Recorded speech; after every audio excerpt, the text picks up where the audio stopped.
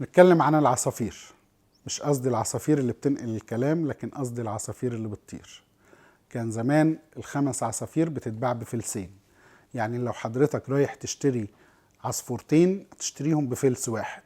بس مش بس كده، لما كنت تشتري 4 عصافير كان يديلك عليهم واحد بونص، واحد هدية، واحد كادو. ده اللي كان بيتباع وقتها. ال5 عصافير كانوا بيتباعوا بفلسين.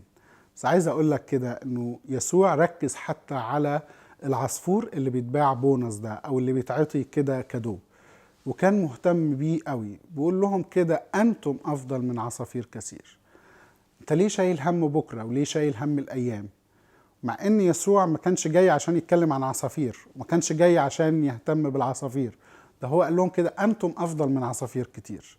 خد بالك انه انت كل تفاصيل حياتك الله مهتم بيها. الله مهتم حتى بعدد شعر راسك معدود عنده. تشغلش بالك بهم بكرة وبهم الأيام. حط كده قدامك إنه الرب مهتم بيك، بيرعاك، لأنه بيحبك جدا. وعشان كده الرب مهتم بكل تفاصيل حياتنا. الرب معاكم. آمين.